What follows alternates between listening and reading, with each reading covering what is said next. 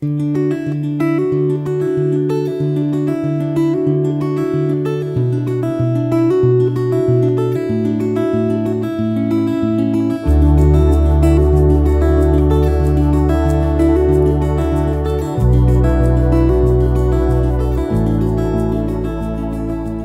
reading begins in Leviticus chapter 9, starting in verse 7.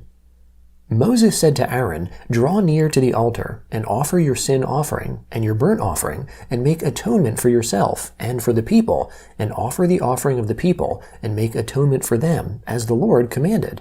So Aaron came near to the altar, and killed the calf of the sin offering, which was for himself. The sons of Aaron presented the blood to him, and he dipped his finger in the blood, and put it on the horns of the altar, and poured out the blood at the base of the altar. But the fat, and the kidneys, and the cover from the liver of the sin offering he burned upon the altar, as the Lord commanded Moses. The meat and the skin he burned with fire outside the camp. He killed the burnt offering, and Aaron's sons delivered the blood to him, and he sprinkled it around on the altar. They delivered the burnt offering to him, piece by piece, and the head. He burned them upon the altar. He washed the innards and the legs, and burned them on the burnt offering on the altar. He presented the people's offering, and took the goat of the sin offering which was for the people, and killed it, and offered it for sin, like the first. He presented the burnt offering, and offered it according to the ordinance. He presented the meal offering, and filled his hand from there, and burned it upon the altar, in addition to the burnt offering of the morning. He also killed the bull and the ram, the sacrifice of peace offerings, which was for the people. Aaron's sons delivered to him the blood, which he sprinkled around on the altar, and the fat of the bull and of the ram, the fat tail, and that which covers the innards, and the kidneys, and the cover of the liver. And they put the fat upon the breasts, and he burned the fat on the altar. Aaron waved the breasts and the right thigh for a wave offering before the Lord, as Moses commanded. Aaron lifted up his hands towards the people, and blessed them, and he came down from offering the sin offering, and the burnt offering, and the peace offerings. Moses and Aaron went into the tent of meeting, and came out and blessed the people, and the Lord's glory appeared to all the people. Fire came out from before the Lord, and consumed the burnt offering and the fat upon the altar. When all the people saw it, they shouted, and fell on their faces. Nadab and Abihu, the sons of Aaron, each took his censer, and put fire in it, and laid incense on it, and offered strange fire before the Lord, which he had not commanded them. Fire came out from before the Lord, and devoured them, and they died before the Lord. Then Moses said to Aaron, "This is what the Lord spoke of, saying, I will show myself holy to those who come near me, and before all the people I will be glorified." Aaron held his peace. Moses called Mishael and Elzaphan, the sons of Uzziel, the uncle of Aaron, and said to them, "Draw near, carry your brothers from before the sanctuary out of the camp." So they came near, and carried them in their tunics out of the camp, as Moses had said. Moses said to Aaron, and to Eleazar and to Ithamar, his sons, "Don't let the hair of your heads go loose, and don't tear your clothes, so that you don't die, and so that he will not be angry with all the congregation. But let your brothers, the whole house of Israel, bewail the burning which the Lord has kindled. You shall not go out from the door of the tent of meeting, lest you die, for the anointing oil of the Lord is on you." They did according to the word of Moses. Then the Lord said to Aaron, "You and your sons are not to drink wine or strong drink whenever you go into the tent of meeting, or you will die. This shall be a statute forever throughout your generations. You are to make a distinction between the holy and the common, and between the unclean and the clean. You are to teach the children of Israel all the statutes which the Lord has spoken to them by Moses." Moses spoke to Aaron, and to Eleazar, and to Ithamar, his sons who were left, "Take the meal offering that remains of the offerings of the Lord made by fire, and eat it without yeast beside the altar, for it is most holy. And you shall eat it in a holy place, because it is your portion, and your son's portion, of the offerings of the Lord made by fire, for so I am commanded. The waved breast and the heaved thigh you shall eat in a clean place, you and your sons, and your daughters with you, for they are given as your portion, and your son's portion, out of the sacrifices of the peace offerings of the children of Israel.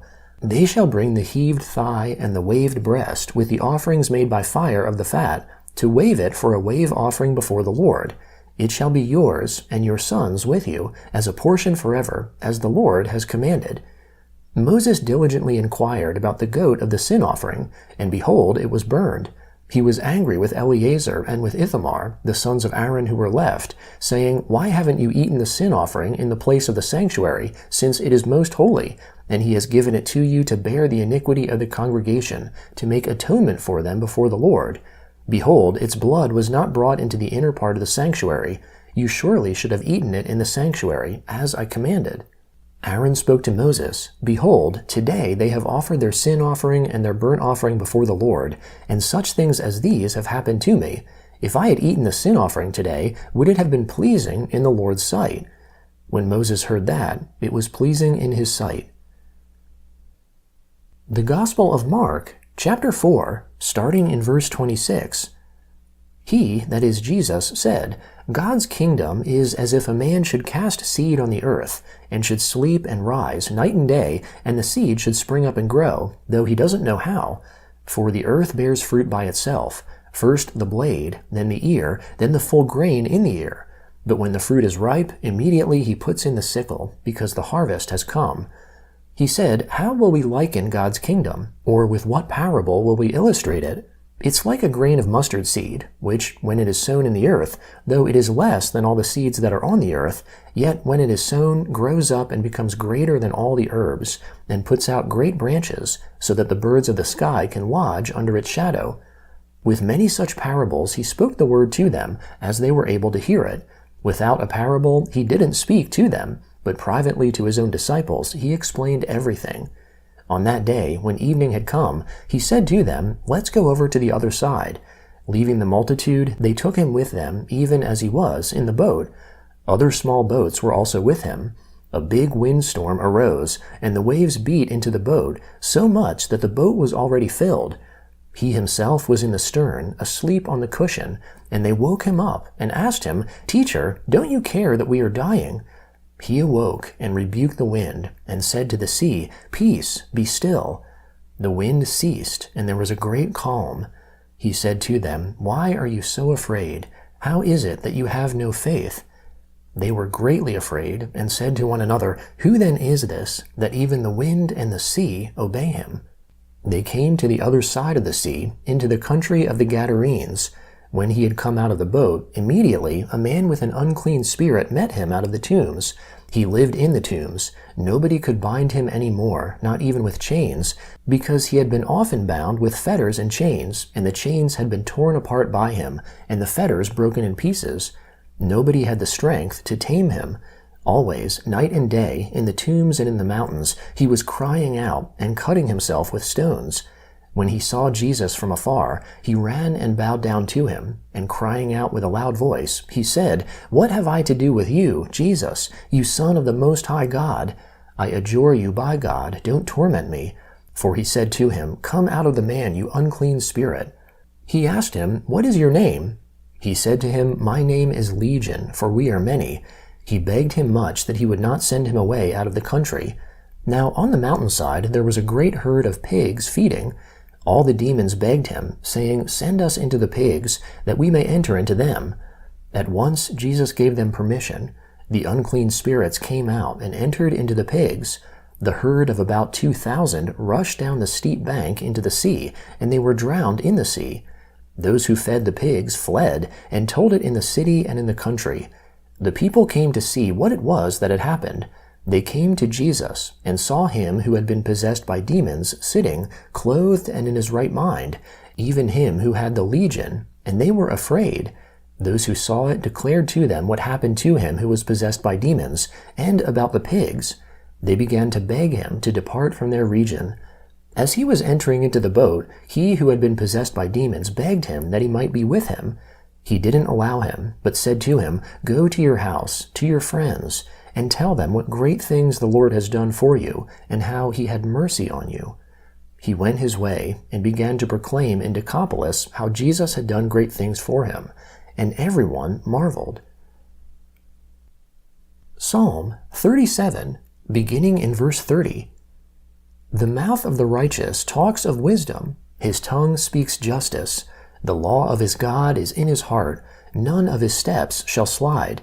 The wicked watch the righteous, and seek to kill him.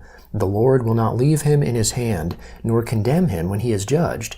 Wait for the Lord, and keep his way, and he will exalt you to inherit the land. When the wicked are cut off, you shall see it. I have seen the wicked in great power, spreading himself like a green tree in its native soil. But he passed away, and behold, he was not. Yes, I sought him, but he could not be found. Mark the perfect man, and see the upright, for there is a future for the man of peace. As for transgressors, they shall be destroyed together. The future of the wicked shall be cut off. But the salvation of the righteous is from the Lord. He is their stronghold in the time of trouble. The Lord helps them and rescues them. He rescues them from the wicked and saves them, because they have taken refuge in him. Proverbs chapter 10, beginning in verse 6. Blessings are on the head of the righteous, but violence covers the mouth of the wicked. The memory of the righteous is blessed, but the name of the wicked will rot.